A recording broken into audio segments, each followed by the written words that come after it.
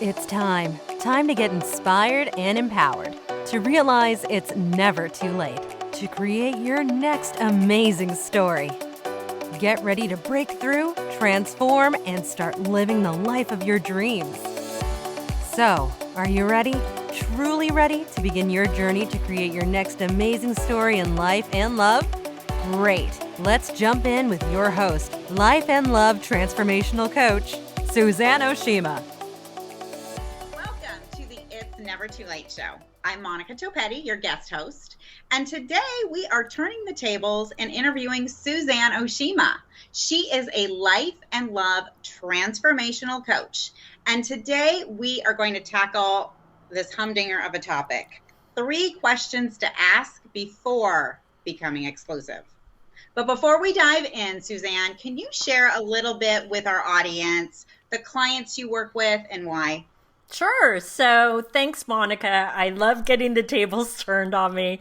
But I help single women in midlife transform midlife into their best life and find love again in their next chapter. And the reason why I focus on women in midlife is because it makes me so sad that society and sometimes people can make us feel like women in midlife, that our life is over or that we're invisible, when I know the truth. It's not over, that this is just the beginning of your next chapter. And so I really want women to step into their empowerment and really, know that it's okay and that they're going to find love again in their next chapter. I love the whole concept of what you do in the show, because love is not just wasted for the young. Love is not just for the young. Love is for everyone. And women, your clients in midlife, are finding love again.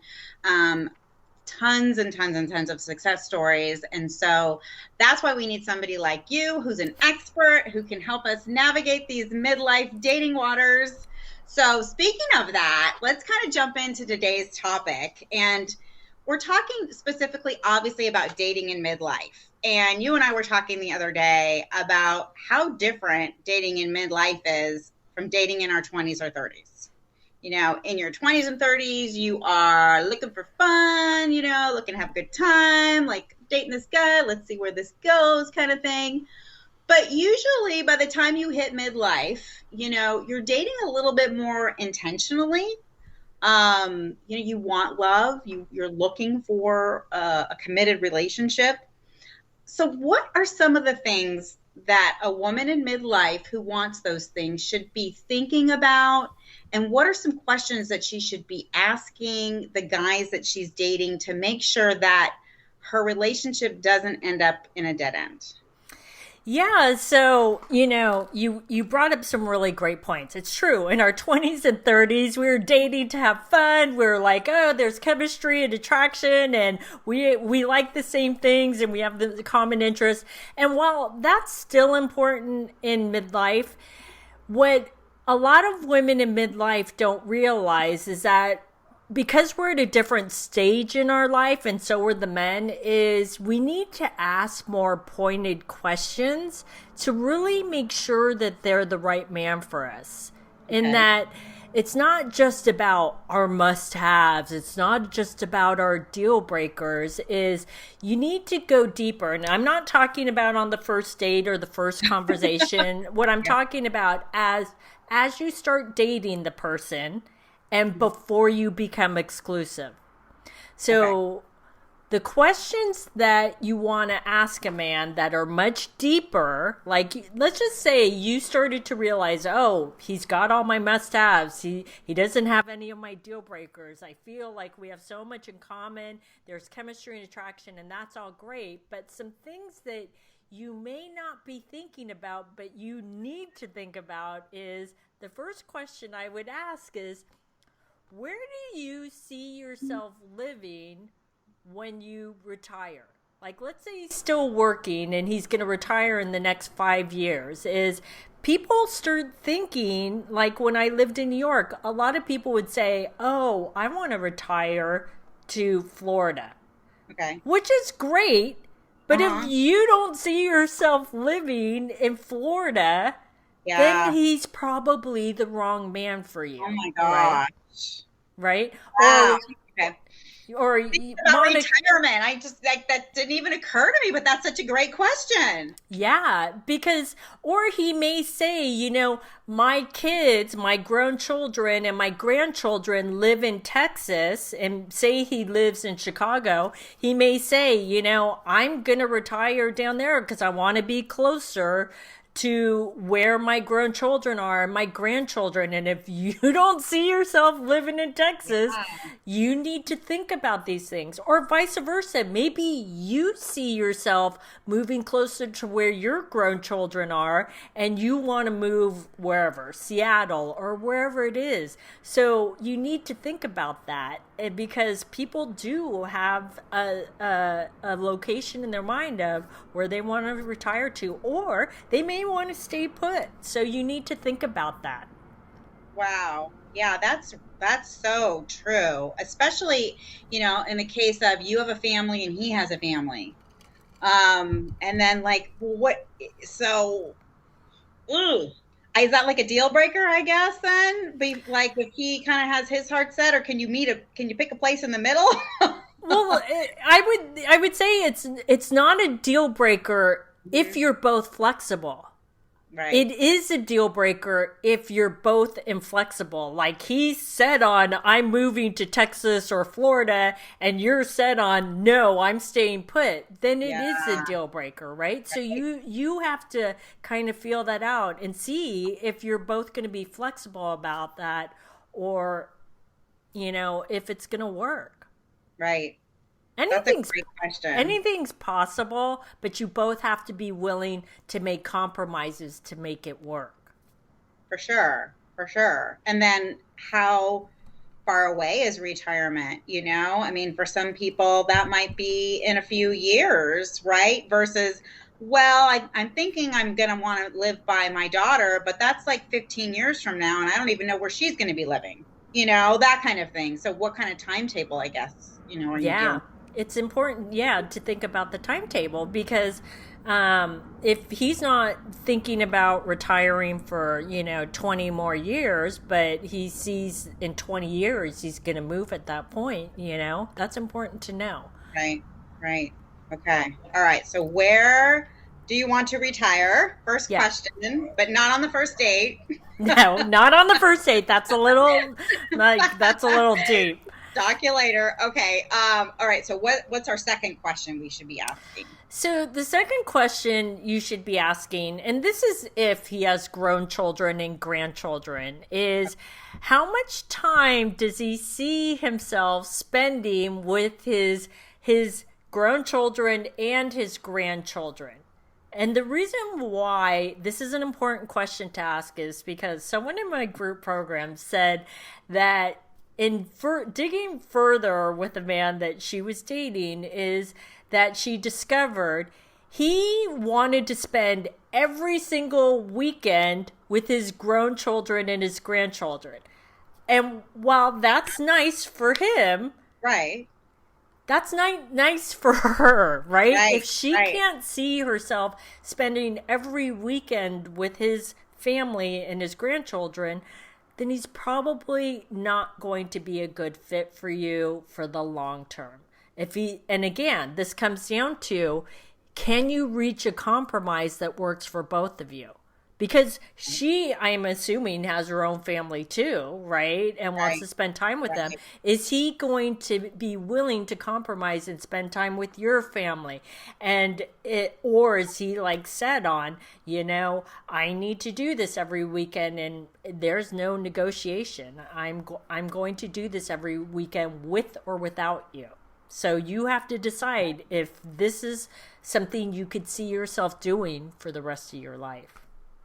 Well, and I think it's a great point. You had mentioned that most women probably have their own families. I mean, you're going to have those one-off situations where maybe there was a woman that couldn't have children or decided not to have children and is excited about the idea of, being involved in this extended family and spending a lot of time.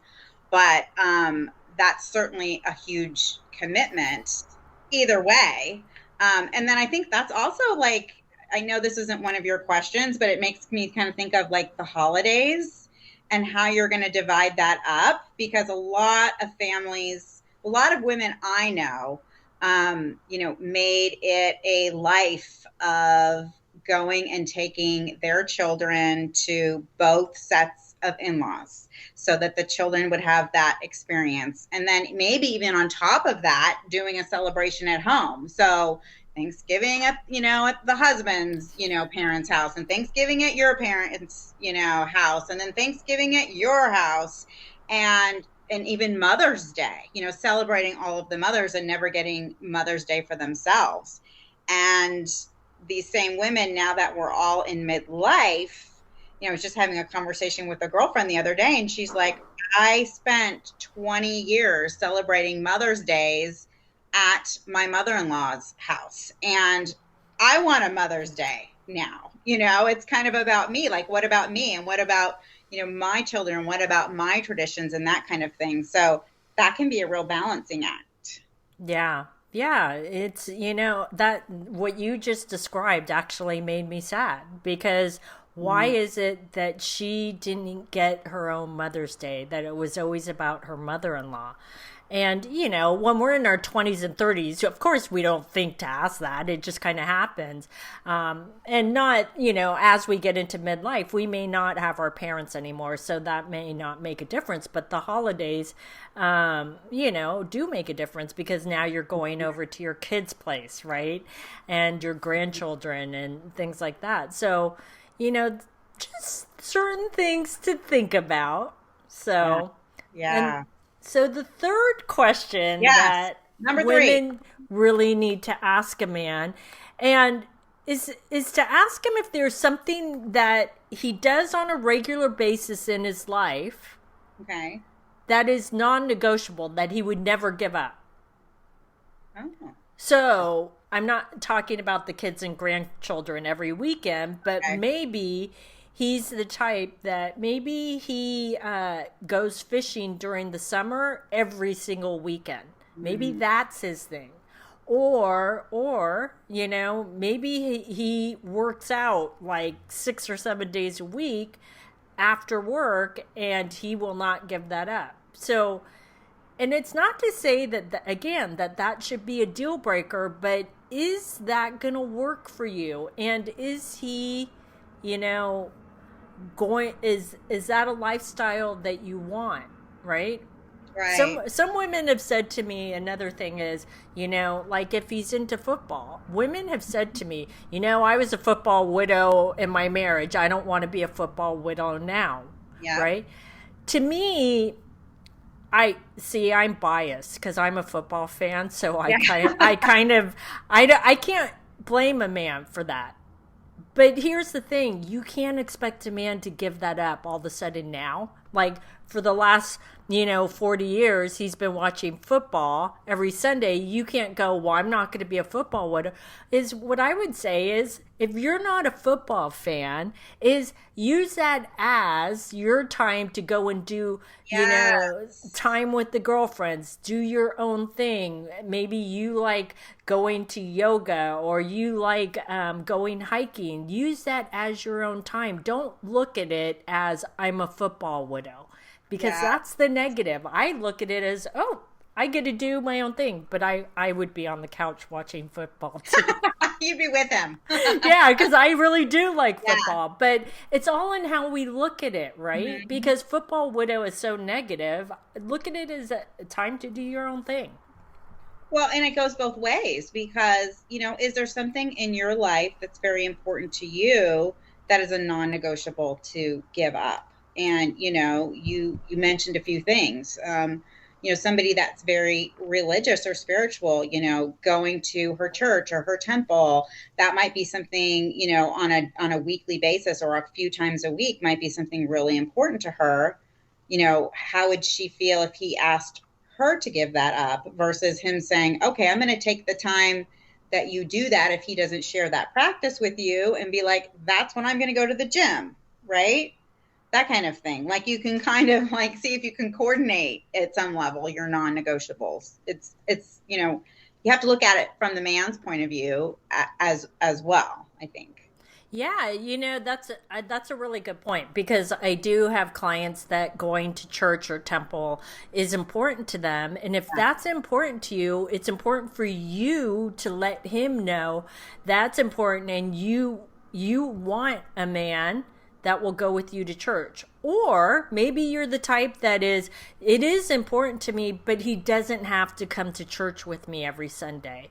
Right. I would be okay if, he went and did his own thing, but he doesn't expect me to give that up. These are important conversations because they are part of our life, are part of our routine on both sides. And it's important to have these conversations that we're not even thinking about. Yeah. And I think too, like, as we have these deeper conversations about the non-negotiables, I think probably going to church or temple is a bad example, but the response could seem very surface to you. Like, oh, he has his baseball season and he needs to watch his baseball. And, my dad watched baseball and I never had a relationship with my dad, go baseball widow, kind of going down that road. But then, there's a movie that came out years ago, Bull Durham, and Susan Sarandon was in the movie, and she referenced, the Church of Baseball, because that was something every Durham season, she was there scouting and at the games. And it could be a thing where, when he was a kid, his dad took him to play baseball, and that's the only time that they bonded. And he grew, he had a son, and he took his son to play baseball, and it's his time to really kind of connect with that. And so you might look at it like, oh, he just wants to watch his baseball game, when in reality it has a deeper meaning to him, so it requires, like you said, a deeper conversation, I think. Yeah. It's important for us not to make assumptions. And it's also important for women to not try and change a man. If that's his thing, let that be his thing. Don't go, oh, well, no, he'll see that he wants to spend more time with me. He won't want to do that. No, if that's his thing, let him do his thing. If that's what makes him happy, just like whatever makes you happy, you don't want a man trying to change your routine or whatever it is that you love to do. That's so true. It's so true. So, okay, so let's go through these questions again. So retirement, when are you planning to retire, right? Number 2 was, number 3 was the non-negotiable. What was number 2? 2 was, if he has grown children and grandchildren, oh, yes. How much time does he see himself spending with them? Because I mentally blocked that one out.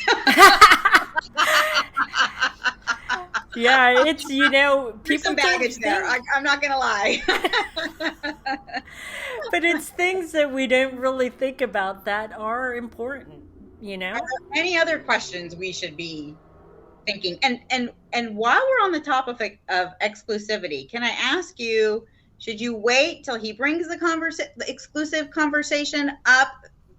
Should you bring the exclusive conversation up? And when should this all happen? What's the timetable? I need to know.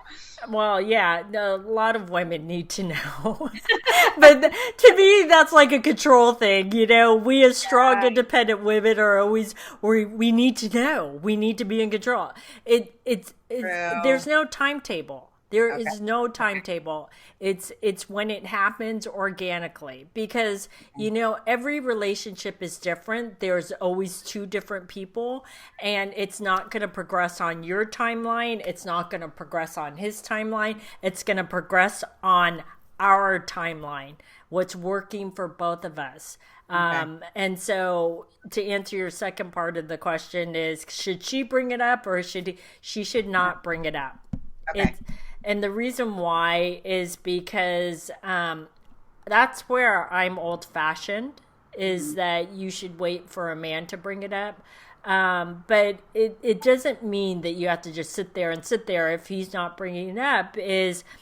I wouldn't bring up the question of exclusivity, but I might bring up the question of, we've been dating for a while. I'm just curious, what are you looking for? Are you looking for an exclusive relationship? Or are you looking to get married again? What are you looking for? Are you just looking to have fun? Why not find out? He may say, I'm not ready for an exclusive relationship for the next year or so because I just got out of a marriage and, or I just got divorced. So find out where he's at. He may not be ready for it. Okay. And I know this is kind of goes back to like gender roles and like, I have to bring this up because you brought up something about how women want control. And we've talked a lot about on this show about women being in their masculine energy versus being in their feminine energy, and how feminine energy is like receiving, but we're so used to giving. So is that kind of more of a conversation that like a man in his masculine energy kind of needs to like lead as far as like as part of the courtship process? Yeah, I mean, again, a woman could ask him to be exclusive, but it's awkward. It's just like would you ask a man to marry you? It's the same thing. It's the same thing, and you're right. It puts the woman in the masculine energy. Look, here's what I say. If you show up as the best version of yourself, both inside and out, and you're just yourself, right? And you show up that way with him every time you see him, you don't try to be something you're not. Trust me, he will start to see that you're the type of woman that he wants to spend the rest of his life with. He will ask you to be exclusive. You won't have to prod him to do it. He will want to do it. And wouldn't you rather him want to do it rather than you giving him an ultimatum and making him feel like he's backed into a corner? That doesn't make anyone feel good. And at a certain point, even if he agrees to it, he's going to feel like his hands were tied, like it was a no-win. And at a certain point, he's going to go, you know what? I felt like I was backed into a corner, and that's not what I want. And then he'll jump ship. Right. Really good point. Anything else that we missed in terms of these questions, these key questions, when we're looking to have an exclusive or before we're looking to have an exclusive relationship? Yeah, the last point I would say is, I know these questions are uncomfortable to ask, right? They're really uncomfortable, but why not be uncomfortable now than unhappy later? So it's important to stay in the uncomfortableness, ask the questions, because you don't want to find out, 3 years down the road, oh, this is what he was thinking, I'm not on board for this, right? And vice versa. You want to make sure he's on board for what you're thinking too. So, because you don't want to end up back at square one yet again and go, oh God, now I have to start all over. For sure. Wow. Okay. So we got our questions. We're ready to go, ladies. I don't know about you, but I learned so much in this conversation. Thank you, Suzanne. I'm sure our audience did as well. And actually, for ladies out there that want to delve a little bit deeper into this hot topic of midlife dating, you actually offer an amazing free webinar called The Secrets to Meet a Quality Man. It's online. It's totally free. People are registering for this thing like crazy. Can you tell us a little bit more about that webinar and what women can expect, how they can register? Sure. So in the Secrets to Meet a Quality Man masterclass, I share with you the number one way to meet a quality man. I also share with you why it may not be working for you online. And ladies, I know what you're thinking. The reason why it's not working is because there aren't quality men online. Yes, there are.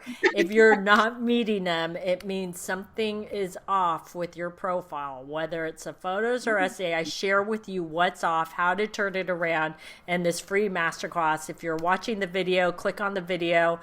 Or if you're listening to the podcast, you can go to yournextamazingstory.com and just click at the top of the website and you can register for that. Great. That sounds like an amazing class. And I'm sure everybody's going to rush right on and check that out. Meanwhile, thank you so much, Suzanne, for being here. And thank you to all of you for joining us on the It's Never Too Late show. Our show is actually available in podcast and videocast format, and you can find us on yournextamazingstory.com. Love today's episode of the It's Never Too Late show? Then head on over to yournextamazingstory.com to continue the conversation, get access to show notes, and get more amazing content.